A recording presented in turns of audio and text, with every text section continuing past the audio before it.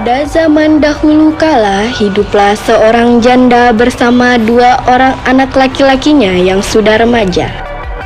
Anak pertamanya bernama Ambun, sedangkan anak keduanya bernama Rimbun. Banyak yang berpikir mereka saudara kembar lantaran wajah dan perawakan keduanya sangat mirip, padahal umur mereka berselisih 1 tahun. Ambun dan Rimbun dikenal sebagai pemuda yang rajin dan hormat kepada orang tua. Setiap hari mereka membantu sang ibu mencari kayu bakar ke hutan dan menjualnya ke pasar. Ambun dan Rimbun bekerja keras membantu ibunya lantaran sang ayah sudah tiada dan meninggalkan keluarganya dalam kemiskinan. Dan inilah kisah Ambun dan Rimbun dari Kalimantan Tengah. Selamat menyaksikan.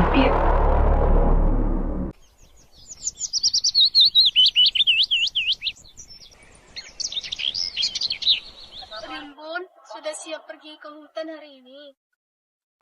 Sudah, Bu. Ibu sedang menyiapkan kayu bakarnya. Kayu bakar ini mau kita jual di pasar atau disimpan dulu? Jual saja, Rimbun. Kita membutuhkan uang untuk membeli beras. Stok di rumah sudah habis. Baik, Bu.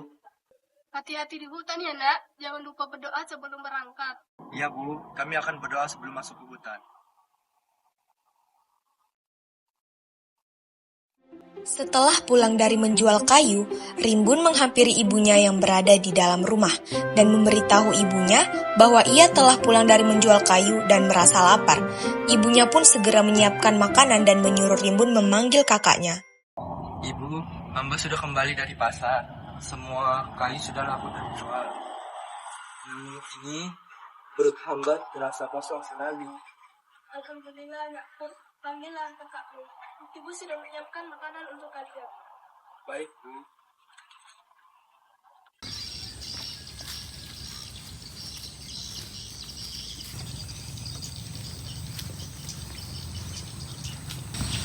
Apa yang sedang Kakanda pikirkan? Kakanda sedang memikirkan nasib keluarga kita. Jika hanya terus mencari kayu bakar, keluarga kita tidak akan kunjung membaik. Lalu apa rencana Kakanda? Kakanda akan pergi merantau. Banyak tetangga kita yang sukses setelah pulang dari merantau. Kalau begitu aku ikut. Jangan, Rimbun. Kau di sini saja menemani ibu. Kasihan ibu tinggal sendiri. Tidak, Kakanda. Rimbun harus ikut Kakanda. Baiklah, sudah itu mau Rimbun. Sore harinya, kedua kakak beradik itu menyampaikan niat mereka kepada sang ibu. Mendengar itu, sang ibu hanya terdiam. Ia bingung bagaimana menyikapi keinginan kedua putranya. Jadi gimana, Bu? Apakah ibu mengizinkan kami? Wahai anak-anakku, Ambun dan Rimbun, sungguh berat hati ibu melepaskan kalian meninggalkan kampung halaman. Namun, apalah daya ibu. Hidup kita ini serba kekurangan. Ibu berpesan, kalian harus menghormati orang lain dan jangan berpisah. Kalaupun harus berpisah, kalian harus saling mengabari. Jangan khawatir, Bu. Hamba berjanji akan membawakan kebahagiaan untuk kita semua. Hamba mohon restumu. Benarlah kata Kakanda Ambun. Doa dan restu ibu adalah bekal yang tiada ternilai. Insya Allah kami pulang akan membawa rezeki dan keberuntungan.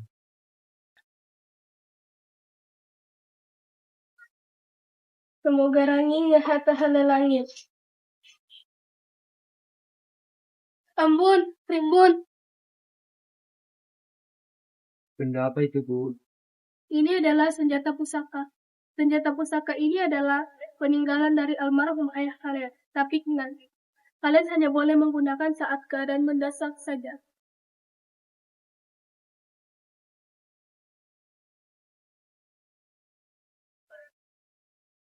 Pergilah anak-anakku, jangan lupa berdoa dan berpegang teguh pada kejujuran dan kesetiaan. Semoga kalian senantiasa dalam lindungannya. Baik, Bu. Kami akan selalu mengingat pesan ibu.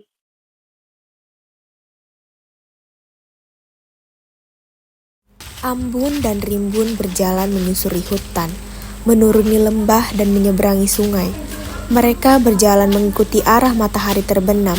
Berhari-hari mereka melakukan perjalanan menuju negeri perantauan.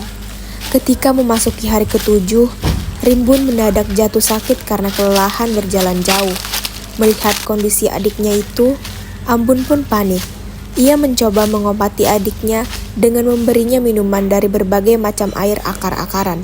Namun, tidak satu pun yang mampu menyembuhkannya. Kak Ambon, aku tidak kuat lagi berjalan. Badanku terasa berat sekali. Kalau begitu, kita akan istirahat sebentar di sini. Duduklah.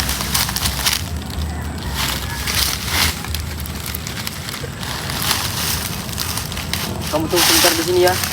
Aku akan mencari sesuatu yang bisa menyegarkanmu. Kak, tunggu sebentar.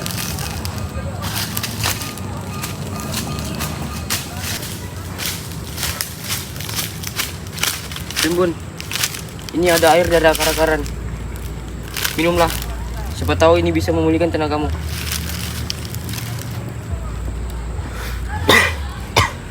Terima kasih Kak, tapi rasanya tubuhku semakin lemah. Jangan bicara seperti itu. Kamu pasti sembuh.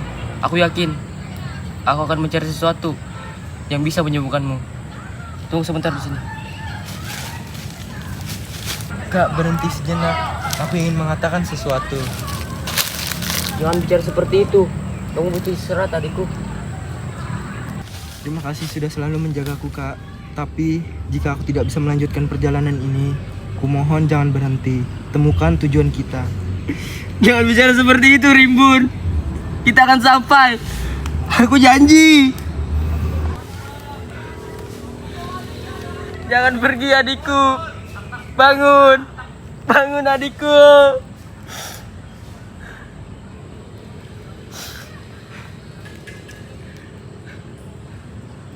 Maafkan Kakanda, Rimbun. Aku tidak bisa menjagamu. Aku akan melanjutkan perjalanan ini dengan membawa semangatmu bersamaku. Semoga kamu tenang di sana. Terima kasih. Namun, apa boleh buat? Adik tercintanya benar-benar telah menghembuskan nafas terakhirnya. Ambun melanjutkan perjalanan dengan menyusuri hutan lebat seorang diri. Wah, pasti ada orang di sana.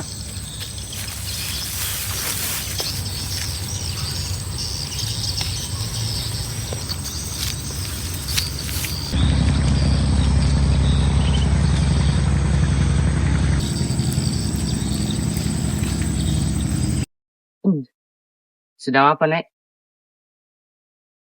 Siapa gerangan dirimu, wahai anak muda? Hamba hanyalah seorang perantau miskin yang ingin mencari tempat tinggal. Jika nenek sudi, izinkanlah hamba menetap dan membantu segala pekerjaan yang ada di sini. Sesungguhnya tidak pernah kulihat orang asing tiba di tempat ini. Namun kulihat hatimu tulus. Kuizinkan kau menetap di sini dan membantuku sebagaimana engkau mampu. Terima kasih, Nek.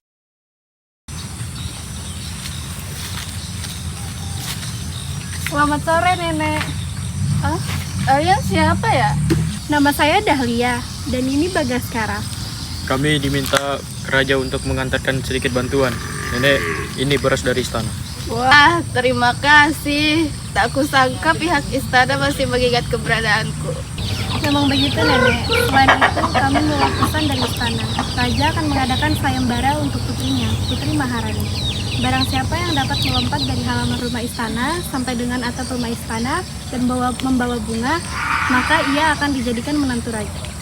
Sayembara ini terbuka untuk semua keluarga yang memiliki hubungan dengan istana. Kami diminta untuk mengabari kabar ini ke desa-desa. Karena hari sudah mulai sore, kami berdua pamit ya, Nek. Kedua utusan istana itu pun pergi meninggalkan kediaman nenek. Ambun yang mendengar berita dari utusan istana tersebut ingin sekali mengikuti sayembara itu. Nek, bolehkah hamba mengikuti sayembara itu? Jangan cucuku, kamu akan dihukum apabila gagal memetik bunga melati itu. Nenek tidak usah khawatir. Ambun pasti dapat mengatasinya. Benda apa itu cucuku? Benda ini adalah peninggalan ayahku, Nek. Benda ini bisa digunakan jika diperlukan. Baiklah jika itu yang kau inginkan. Namun kau harus tetap berhati-hati ya. Baik, terima kasih, Nek. Maaf, Nek. Sebelum Ambon pergi, Ambon ingin meminta satu permintaan. Permintaan apa itu, cucuku? Bersediakan Nenek menyaksikan sayembara itu. Jika seandainya Ambon gagal, Nenek dapat menyaksikan Ambon menjalani hubungan gantung. Dan itulah pertemuan terakhir kita. Baiklah, nenek akan menonton sayembara itu. Baik, Nek. Terima kasih.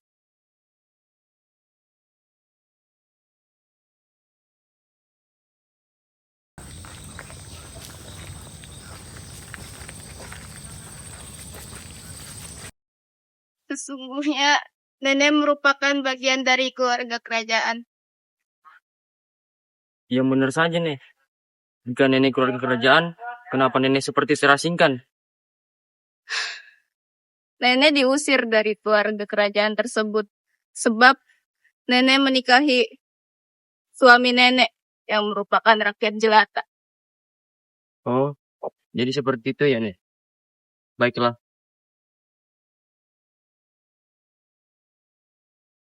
Apa hamba, Tuan Penjaga? Bolehkah hamba memasuki taman ini? Engkau boleh masuk ke muda. Namun, ingatlah, banyak yang telah gagal dan kehilangan nyawa mereka. Apakah engkau yakin akan terselantar? Dengan izin Tuhan dan pusaka ini, hamba yakin akan mencoba. Baiklah, kau boleh masuk. Terima kasih.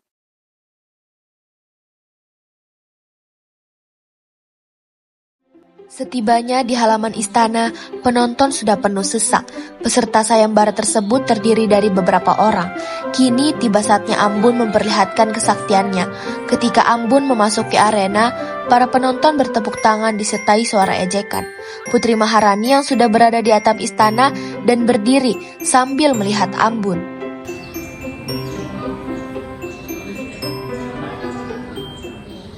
Dahlia, lihatlah pemuda itu. Tampaknya ia begitu gigih untuk mengikuti sayembara ini. Meskipun penampilannya terlihat lebih sederhana, tetapi ada ketulusan dalam niatnya. Kita harus memberi kesempatan kepada setiap orang yang berani mencoba. Namun, peserta lainnya terlihat lebih tangguh dan lebih kuat dibanding dirinya. Apa menurut Yang Mulia dia mampu? Dahlia, tidak semua kekuatan dapat diukur dari penampilan yang luar. Terkadang, keberanian dan niat yang tulus lebih berharga daripada kekuatan yang tampak di luar. Yang Mulia memang selalu melihat hal-hal dengan cara yang berbeda. Saya harap pemuda itu dapat membuktikannya. Betul, Dahlia. Kita harus memberi kesempatan kepada setiap orang yang berani mencoba. Baiklah Yang Mulia, hamba percaya padamu. Saya harap sayembara hari ini berjalan dengan baik. Dengan secepat kilat, Ambon melejit ke atas atap, memetik bunga melati itu dan menyerahkannya kepada sang putri yang berdiri di samping raja. Yang Mulia Putri, hamba telah menyelesaikan sayembara ini. Jika ini masih belum cukup, hamba siap menerima keputusan yang Putri ambil. Ambon, tindakanmu menunjukkan lebih dari sekedar keberanian. Aku melihat keyakinan dan keberanian dalam setiap langkahmu. Keberanian saja tidak cukup, tetapi hati yang tulus adalah yang utama. Keberanian memang penting, anak muda. Tetapi sebuah kerajaan memerlukan lebih daripada itu. Apa yang membuatmu yakin kau bisa menjaga kehormatan kerajaan ini? Paduka Raja, hamba tidak datang dengan harta atau kekuasaan. Hamba datang dengan keberanian, kesetiaan, dan hati yang penuh rasa tanggung jawab. Jika diberikan kesempatan, izinkan hamba melindungi Putri Maharani dan seluruh kerajaan ini dengan segala yang hamba miliki. Jika Putri Maharani telah memilih, maka keputusan sudah dibuat. Ambon, buktikanlah bahwa pilihan ini benar. Jaga kehormatanmu dan kerajaan ini. Hamba bersumpah Paduka Raja, hamba akan melindungi Putri Maharani dan menjaga kerajaan ini dengan segala yang hamba miliki. Jika itu yang kau janjikan, maka aku akan menerima hatimu. Mari kita mulai perjalanan ini bersama. Wahai pemuda, engkau layak menjadi suami putriku. Mulai hari ini, engkau adalah bagian dari keluargaku.